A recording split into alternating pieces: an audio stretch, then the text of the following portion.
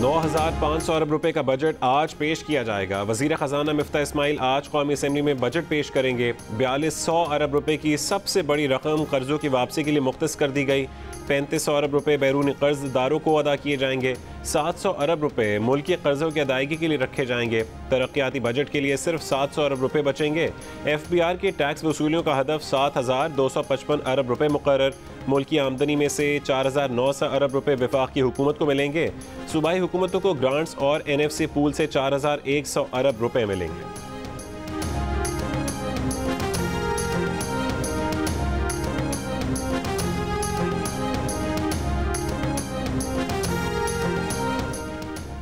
खत्म होने वाले माली साल का कौमी इक़्तिसादी सर्वे पेश। मुल्क की तरक्की भी बढ़ी मगर महंगाई, करंट अकाउंट खसारा, तिजारती खसारा, मुल्की और गैर मुल्की कर्जा हदफ से बहुत ज़्यादा बढ़ गया।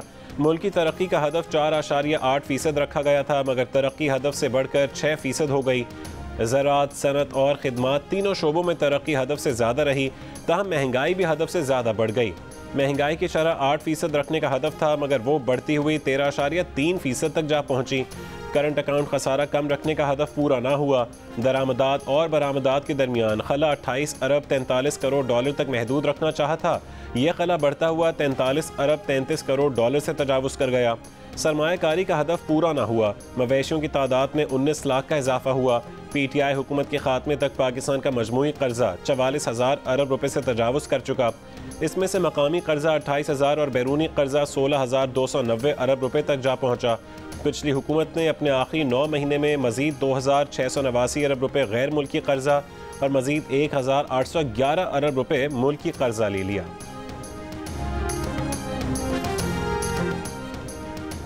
पार्लियामेंट के मुश्तरका इजलास में इलेक्शन तरमीमी एक्ट और NAP का तरमीमी बिल 2022 मंजूर। इलेक्शन तरमीमी बिल के जरिए इलेक्ट्रॉनिक वोटिंग मशीन के इस्तेमाल को ख़त्म कर दिया गया।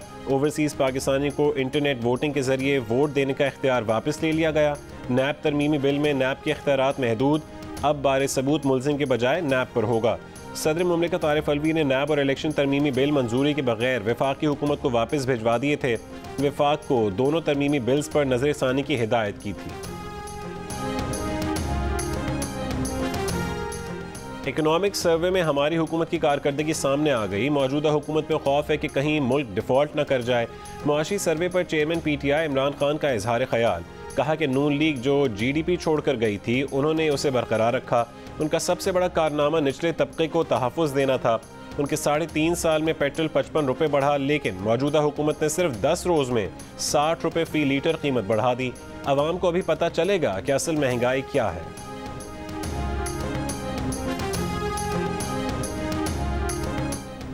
पाकिस्तान का सबसे बड़ा मसला इस वक्त कर्जों की अदायगी बन चुका है। 3200 अरब रुपए कर्जों पर सूद अदा करने में सर्फ हो जाते हैं। दिफा का खर्च 1400 अरब और तरक्याती बजट सिर्फ 700 अरब है। वफाकी वज़ीर मनसूबाबंदी एहसन इकबाल की जियो न्यूज़ के प्रोग्राम कैपिटल टॉक में गुफ्तगू। कहा कि सिविल हुकूमत चलाने का खर्चा तो सिर्फ 550 अरब रुपए है, इसमें कितनी कटौती कर ली जाएगी। हमने अपने दौर में टैक्स वसूलियाँ 2000 अरब रुपए से दुगनी करके 4000 अरब से ज़्यादा कर ली थीं। PTI अपने दौर में टैक्स वसूली दुगनी ना कर सकी। हमें आगे बढ़ना है तो तालीम और नौजवानों पर सरमायाकारी करना होगी। डॉलर मुल्क में लाने नहीं, कमाने हैं। गैर मुल्की सरमायाकारी लाना होगी और GDP के मुकाबले में टैक्स का तनासुब बढ़ाना होगा। मुमताज़ TV एंकर मुकर्रर और MNA आमिर लियाकत इंतकाल कर गए। दोपहर 12 बजे के बाद कमरे में बेहोशी की इत्तला पर आमिर लियाकत को अस्पताल मुंतकिल किया गया, जहां उनकी मौत की तस्दीक कर दी गई। मुलाजिमीन के मुताबिक गुज़िश्ता रात से आमिर लियाकत के दिल में तकलीफ हो रही थी। अस्पताल जाने का कहा तो उन्होंने इनकार कर दिया। डॉक्टर्स के मुताबिक आमिर लियाकत को मुर्दा हालत में अस्पताल लाया गया। घर वालों ने फिलहाल पोस्टमार्टम रुकवा दिया, सोचने के लिए वक्त मांग लिया। मौत की हतमी वजह पोस्टमार्टम के बाद ही पता चल सकेगी। पुलिस ने आमिर लियाकत के घर को सील कर दिया, सिर्फ अहले खाना को जाने की इजाज़त। पुलिस ने आमिर लियाकत के बेडरूम से उनके मोबाइल फ़ोन्स, दवाएं और दीगर अशिया इकट्ठी कर लीं। आमिर लियाकत 2 बार रुकन कौमी असम्बली मुंतखब हुए। वो वज़ीर मुमलिकत बराए मजहबी उमूर भी रहे। वज़ीर आज़म, वज़ीर ख़ारजा आसिफ अली ज़रदारी और वज़ीर आला सिंध का आमिर लियाकत के इंतकाल पर इजहार अफसोस। मुकर्रर, न्यूज़कास्टर, मेज़बान, नातख़्वां, सियासतदान, कानून साज, मजहबी स्कॉलर, एक शख्सियत, मुख्तलिफ किरदार। आमिर लियाकत हुसैन ने ज़िंदगी के कई शोबों में नाम बनाया। जियो न्यूज़ में बतौर न्यूज़ ब्रॉडकास्टर करियर शुरू करने वाले आमिर लियाकत प्रोग्राम आलिम ऑनलाइन से शोहरत की बुलंदियों पर पहुंचे। जियो पर ही रमज़ान की सहर व इफ्तार ट्रांसमिशन का आगाज़ किया और जल्द रमज़ान ट्रांसमिशन की पहचान बन गए। अपने वालिद और सीनियर MQM रहनुमा शेख लियाकत के नक्शे कदम पर चलते हुए आमिर लियाकत ने सियासत के लिए MQM का इंतखाब किया, बाद में PTI में शमूलियत इख्तियार कर ली। आमिर लियाकत हुसैन की ज़ाती, सियासी और मीडिया पर्सन के तौर पर ज़िंदगी कई तनाज़ात का शिकार रही। उनकी तीनों शादियाँ इल्ज़ामात पर ख़त्म हुई। रमज़ान ट्रांसमिशन में उनके बास किरदारों पर समाजी हलकों में शदीद तनकीद भी की गई। सियासी ज़िंदगी में आमिर लियाकत MQM को छोड़कर तहरीक इंसाफ में गए। तहरीक इंसाफ में रहते हुए इमरान मुखालिफ रहनुमाओं पर सोशल मीडिया प्लेटफॉर्म्स के ज़रिए ज़ाती हमले करते नजर आए। फिर तहरीक अदम एतमाद के मौके पर इमरान खान को भी छोड़ गए।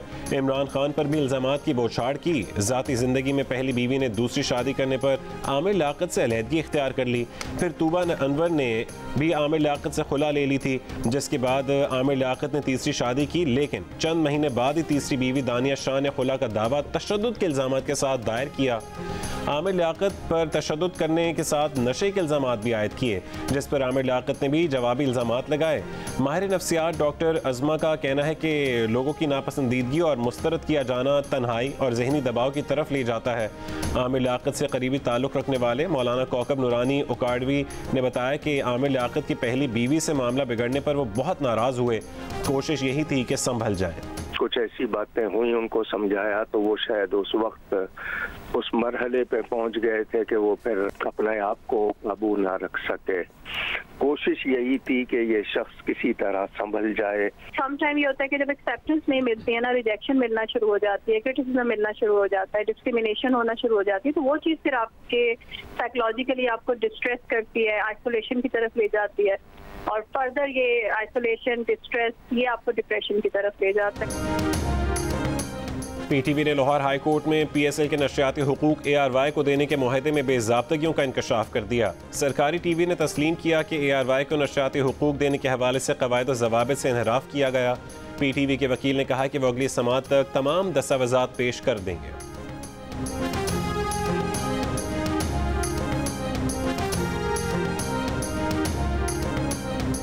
खैबर पख्तूनख्वा के वज़ीर आला ने अपना हेलीकॉप्टर अपनी काबीना के तमाम वज़ीरों और ब्यूरोक्रेट्स पर हलाल कर दिया।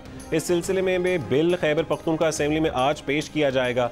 वज़ीर आला अपने किसी भी वज़ीर या ब्यूरोक्रेट को सरकारी खर्च पर हेलीकॉप्टर इस्तेमाल करने की इजाज़त दे सकेंगे।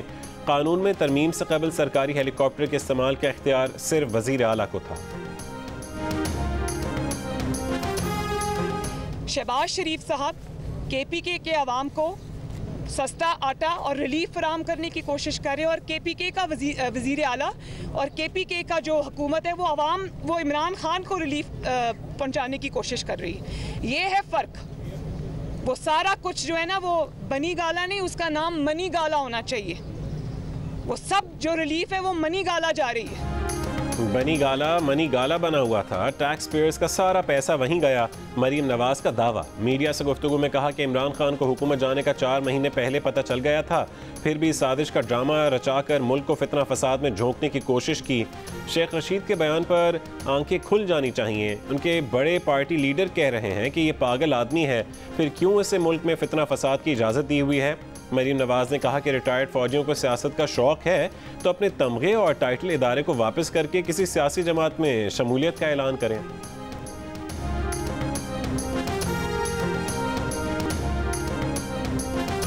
जो भी रिटायर्ड फौजी हजरात हैं, इमरान खान के कहने पर और इमरान खान के पीछे जो हाथ है उसके कहने पर वो इदारे में तफरीक पैदा करने की, डिवीज़न पैदा करने की कोशिश कर रहे हैं। ये बहुत अफसोसनाक बात है, ये नहीं होना चाहिए। ये बहुत सिनिस्टर प्लान है। अगर आपको इतना शौक है सियासत का तो मेरा आपको मुखलिसाना मशवरा है, अपने नाम के साथ जाके किसी सियासी जमात के साथ एफिलिएशन का इजहार करें।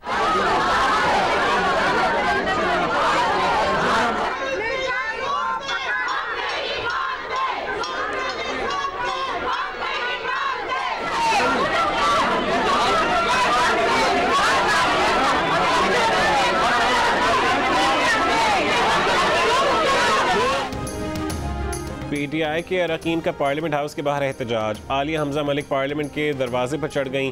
गेट पर चढ़ने के दौरान आलिया हमजा के पांव और हाथ पर जख्म आए। सिक्योरिटी एहलकारों ने PTI की खवातीन को मेन गेट से बाहर जाने से रोक दिया। पार्लियामेंट लॉजेस से PTI की खवातीन अरकान पैदल पार्लियामेंट हाउस पहुंची। पार्लियामेंट के गेट को लगा ताला तोड़ दिया। आलिया हमजा ने जियो न्यूज़ से गुफ्तगू करते हुए कहा कि पुरअमन एहतजाज करने आए थे, उन्हें रोकने की कोशिश की गई, पुलिस ने धक्के दिए।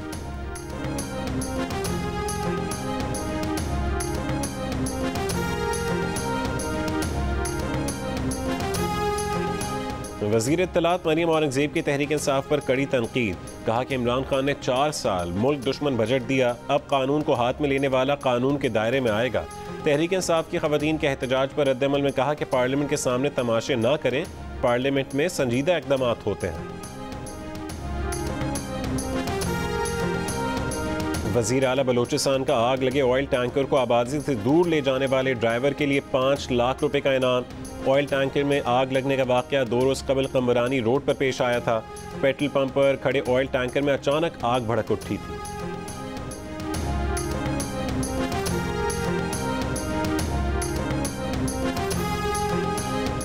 जनूबी कोरिया पाकिस्तान को $1 अरब कर्ज देगा। मुआहदे पर दस्तखत हो गए।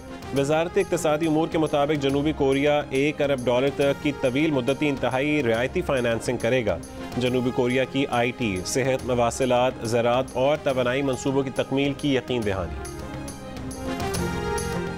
रूस ने पाकिस्तान के CPEC इकनॉमिक जोन्स में सरमायाकारी में दिलचस्पी का इजहार कर दिया।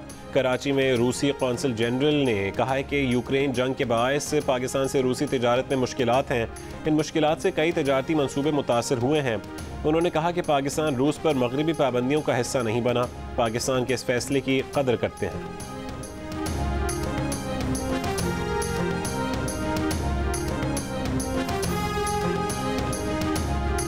वज़ीर आज़म ने वफाकी काबीना का खुसूसी इजलास आज तलब कर लिया। काबीना वफाकी बजट 2022-23 की मंजूरी देगी। इजलास में सरकारी मुलाजमीन की तनख्वाहों और पेंशन में इजाफे की मंजूरी दी जाएगी। काबीना की मंजूरी के बाद बजट कौमी असेंबली में पेश किया जाएगा।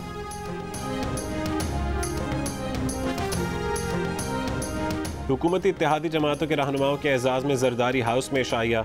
वज़ीर आज़म शहबाज शरीफ, मौलाना फजल रहमान, चौधरी शुजात हुसैन इशाइये में शरीक। खालिद मकबूल सिद्दीकी, शाहज़ैन बुगटी और दीगर रहनुमा भी मौजूद। इशाई के मौके पर रहनुमाओं के दरमियान आज पेश की जाने वाले कौमी बजट पर मुशावरत की जाएगी।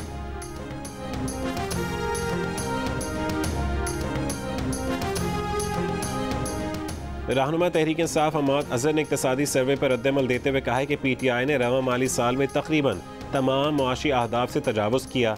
ये एक अलमिया है कि हमारे खिलाफ हुकूमत की तब्दीली का ऑपरेशन किया गया। ये मुल्क जोकरों की एक टीम के सुपुर्द कर दिया गया है।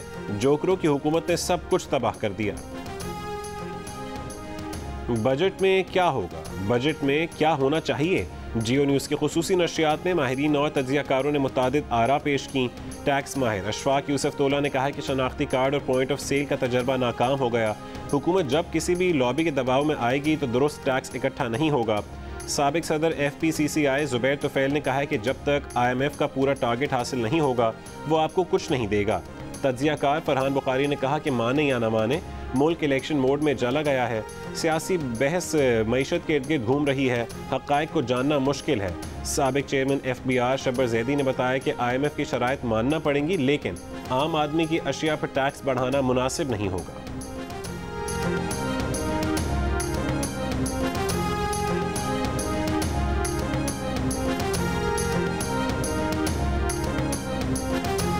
सुप्रीम कोर्ट ने तफ्तीशी इदारों में मुबैना हुकूमती मदाखलत से मुतालिक अस्को नोटिस केस की 3 जून की समाअत का तहरीरी हुक्मनामा जारी कर दिया। हुक्मनामे में कहा गया कि ECL से नाम निकालने के लिए ना तो मेरिट देखा गया और ना ही कोई वाज़े तरीक़ाकार अपनाया गया। सवाबदीदी इख्तियारात के तहत ECL से लोगों के नाम निकाले गए। ECL रूल्स में तरमीम करते हुए कानून को नज़रअंदाज किया गया। NAP और FIA के मुताबिक हुकूमत ने तरमीम करते वक्त राय नहीं ली।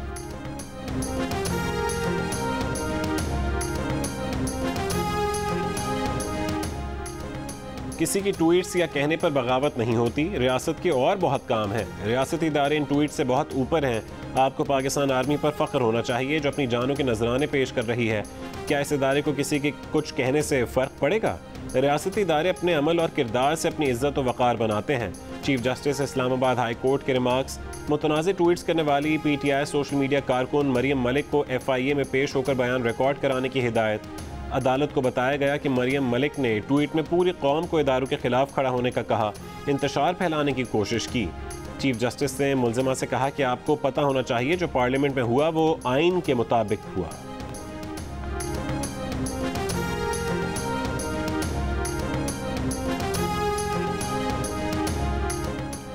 वज़ीर आज़म शहबाज शरीफ ने कहा है कि नामूस रसालत सल्लल्लाहु अलैहि वसल्लम पर ऐवान से मुश्तरका करारदाद मंजूर होनी चाहिए। पीर वाले दिन इस मौजू पर बहस रखी जाए। अवाम नामूस रसालत के लिए अपना सब कुछ कुर्बान कर सकते हैं। अपोजिशन लीडर राजा रियाज ने कहा है कि वो भी इस तजवीज़ की भरपूर हिमायत करते हैं।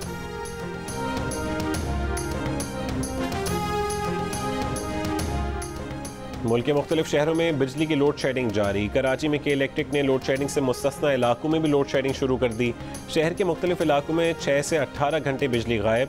अंदरूनी सिंध मुख्तलिफ शहरों में भी घंटों बिजली गायब होने से शहरी परेशान। लेस्को का लोड शेडिंग दौरानियाँ कम करके 3.5 घंटे पर लाने का दावा। कोयटा में 8 से 10 घंटे बिजली गायब। बलोचिस्तान के दही इलाकों में लोड शेडिंग का दौरानिया 20 घंटे तक जा पहुँचा। वज़ीर आज़म शहबाज शरीफ को मुल्क में बिजली की ताज़ा तरीन सूरत हाल पर ब्रीफिंग। वज़ीर आज़म ने कहा है कि लोड शेडिंग के खात्मे के लिए मिलकर काम करना है। अवामी मुश्किलात को कम होना चाहिए।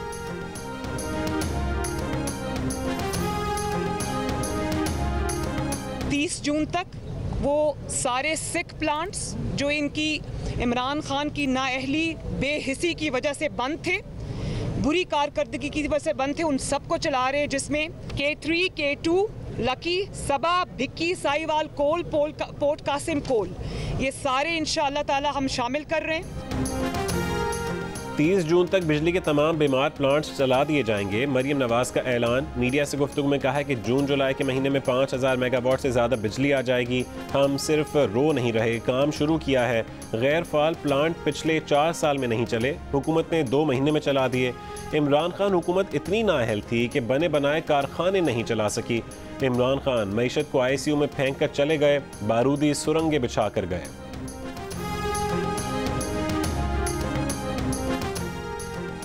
स्पीकर पंजाब असेंबली चौधरी परवेज इलाही ने कहा है कि पंजाब में धांधली की इंतहा हो चुकी है। बिजली, गैस, पेट्रोल महंगा करने के अलावा इस हुकूमत का क्या कारनामा है।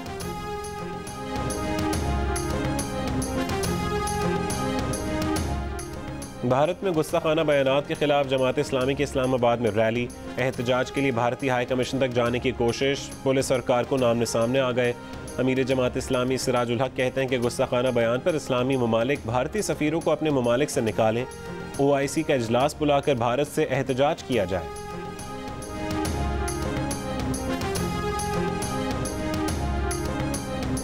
इस्लामाबाद के F9 पार्क में मंगल की रात डकैती में मज़ाहमत के दौरान फायरिंग से नौजवान जहाँ बहक। मकतूल कासिम लम्स का ग्रेजुएट था, निजी फूड कंपनी में मैनेजर था, बीमार वालिदैन और 2 बहनों का सहारा था। माजी में इसी पार्क में खातून से ज़्यादती, एक कत्ल और एक शहरी को लूट मार के दौरान बिनाई से महरूम करने के वाक़यात हो चुके हैं। दारुल हुकूमत में पुलिस और CDA की कारकर्दगी पर सवालिया निशान लग गया।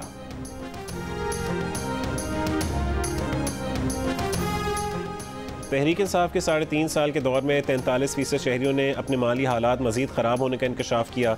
33% ने माली हालात में बेहतरी का कहा। Institute for public opinion research आयपुर के सर्वे में हिस्सा लेने वालों की राय।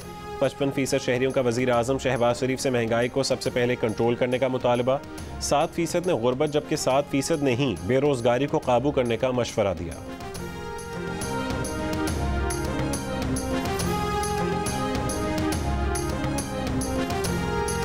मुल्क में गधों की तादाद में मुसलसल तीसरे साल भी इजाफा। रवा माली साल गधों की तादाद 1 लाख से बढ़कर 57 लाख हो गई। गुज़श्ता माली साल गधों की तादाद 56 लाख थी। रवा माली साल घोड़ों और खच्चरों की तादाद में कोई इजाफा नहीं हुआ। घोड़ों की तादाद मुसलसल तीसरे साल 4 लाख और खच्चरों की तादाद तीसरे साल 2 लाख रिकॉर्ड की गई। और 7 स्काई एंटरटेनमेंट की ड्रामा सीरियल दिल आवेज़ अपने नाज़रीन की मोहब्बतों को समेट कर रुखसत हो रही है। नाज़रीन के प्यार की तरह क्या दिल आवेज़ को मिलेगा उसके रिश्तों का मान? जानने के लिए देखिए दिल आवेज़ की आखिरी किस्त जुमे की रात 9 बजे सिर्फ जियो पर।